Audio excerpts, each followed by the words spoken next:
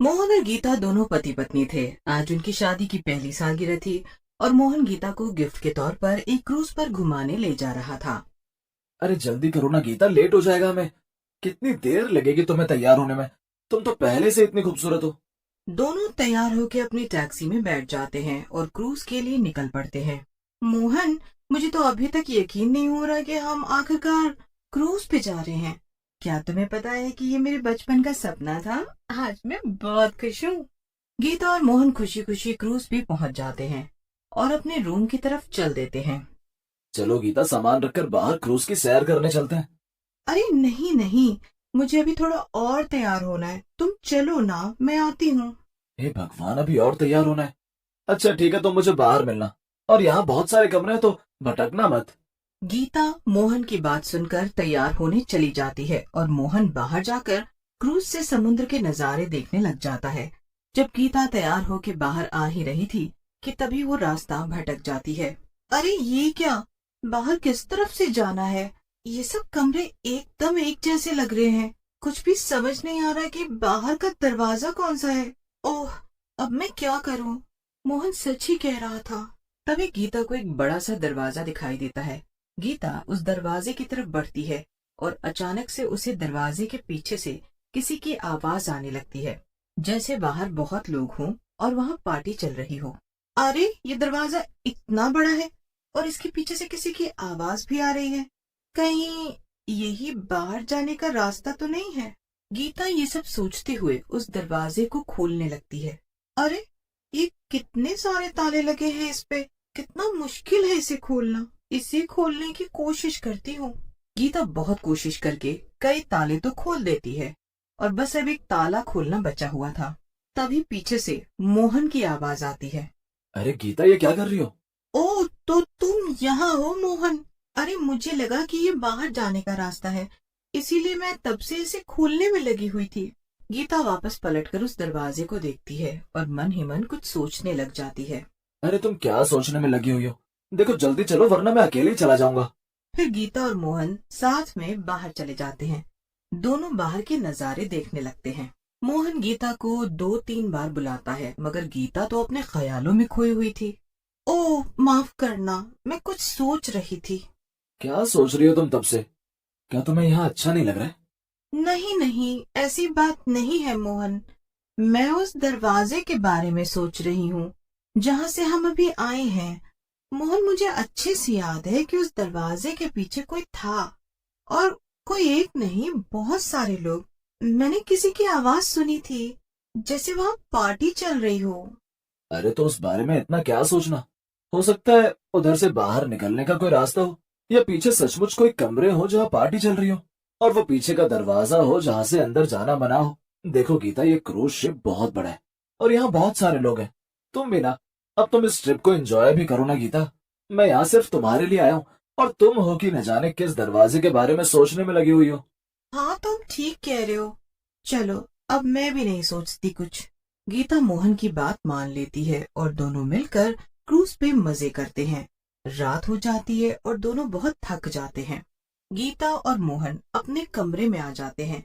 मोहन तो बिस्तर पे गिरते ही थक कर सो जाता है, लेकिन गीता को नींद ही नहीं आ रही थी। अरे ये, अरे क्या करूं, मुझे तो नींद ही नहीं आ रही है। एक काम करती हूँ, बाहर जाकर थोड़ा देर टहल लेती हूँ। गीता उठकर अपने कमरे से बाहर आती है कि उसे फिर से वही दरवाजा दिखाई देता है। गीता ना चाहते हुए भी उस दरवाजे की तरफ बढ़ने लगती है। गीता उस दरवाजे के एकदम सामने आकर खड़ी हो जाती है। न जाने मुझे बार बार ऐसा क्यों लग रहा है कि ये दरवाजा मुझे अपनी तरफ खींच रहा है। शायद इस दरवाजे के पीछे कोई है। क्या करूं? कैसे खोल कर देख लूं? नहीं नहीं, कहीं मोहन मुझसे गुस्सा ना हो जाए। ओहो, क्या करूं अब मैं? गीता वहीं खड़ी होकर ये सब सोच ही रही थी कि उसने ये फैसला कर लिया कि उसे दरवाजे को खोल कर देखना है। उसने वो आखिरी ताला भी खोल दिया। जैसे ही गीता ने उस ताले को खोला, दरवाजे के पीछे से एक भयानक भूत सामने निकल कर आ गया। क्या? भूत! भूत! बचाओ! ये तो एक भूत है। गीता ने वहां से भागने की काफी कोशिश की, लेकिन तभी भूत उसके शरीर में घुस गया। गीता की आंखें एकदम लाल हो गईं और वो बेहद डरावनी दिखने लगी। बड़े दिनों के बाद आजाद हुआ हूँ और आजाद होते ही एक शरीर भी हाथ लग गया। वाह, अब आएगा ना मजा। अब तो इस क्रूज में किसी की भी खैर नहीं। चलो अभी चलकर थोड़ा आराम कर लेता हूँ। वैसे मुझे तो काफी भूख लग रही है। क्यों ना आराम करने से पहले इस औरत के पति को ही मार कर खा लो। भूत ये सोचकर मोहन और गीता के कमरे की तरफ जाने लगता है कि तभी उसे उनके कमरे के बाहर एक आदमी दिखता है। वो आदमी नशे में था और अपना कमरा ढूंढने की कोशिश कर रहा था। आदमी की नजर गीता पर पड़ती है, पर उसे तो ये खबर ही नहीं थी कि गीता के अंदर कोई भूत है। ओहो, इतनी खूबसूरत औरत, कहीं मैं सपना तो नहीं देख रहा। बताओ मेरी रानी, मेरे साथ चलोगी? चलो हम हमारे कमरे में चलकर आराम से बातें करते हैं। लगता है इस औरत के पति का नसीब काफी अच्छा है, क्योंकि मेरा शिकार पहले ही मेरे पास आ गया। उसे किसी और दिन खाऊंगा, अभी इसे ही खाकर अपना पेट भरता हूँ। ये सब तुम क्या बोले जा रही हो मेरी रानी? वैसे तुम्हारी आवाज काफी डरावनी है, पर कोई बात नहीं, मैं काम चला लूंगा। चलो। आदमी को देखकर भूत हंसने लगता है। भूत आदमी को कच्चा चबा जाता है और फिर अपने कमरे में जाकर चुपचाप मोहन के बगल में सो जाता है।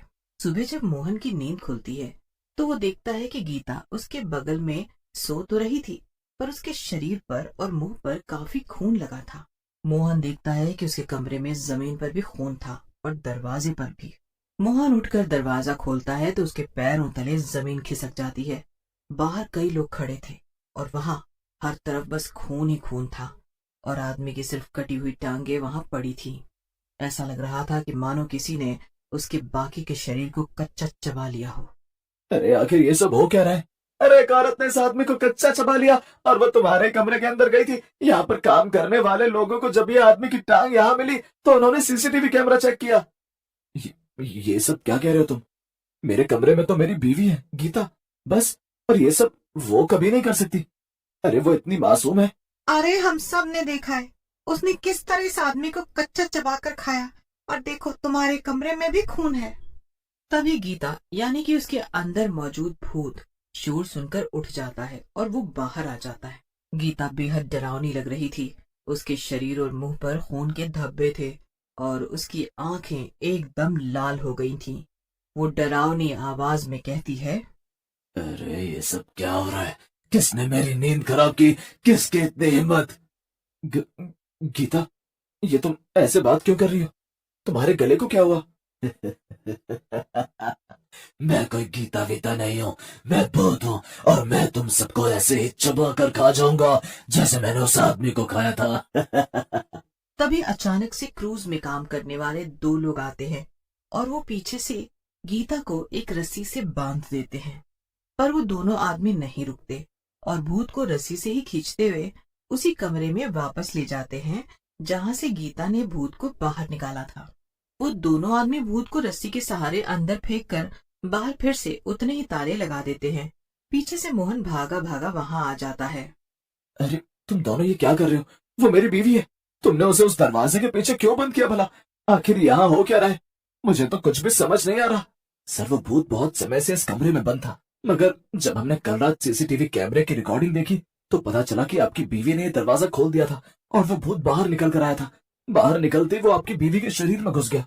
वो दोनों आदमी एक बड़ा सा जाल लेकर आते हैं और कमरे के दरवाजे के बाहर खड़े हो जाते हैं। एक आदमी अपने फोन में कमरे के अंदर लगे सीसीटीवी की रिकॉर्डिंग देखने लगता है। थोड़ी ही देर में भूत गीता के शरीर से बाहर निकल आता है और गीता बेहोश हो जाती है। पर जैसे ही भूत गीता को खाने के लिए आगे बढ़ता है, वो दोनों आदमी कमरे का दरवाजा खोलकर अंदर आ जाते हैं और भूत को जाल में फंसा लेते हैं। जब भूत जाल में फंस जाता है तो वो दोनों आदमी उसे ले जाकर समुद्र में फेंक देते हैं। उधर गीता को भी होश आ जाता है और सब कुछ पहले जैसा ही हो जाता है।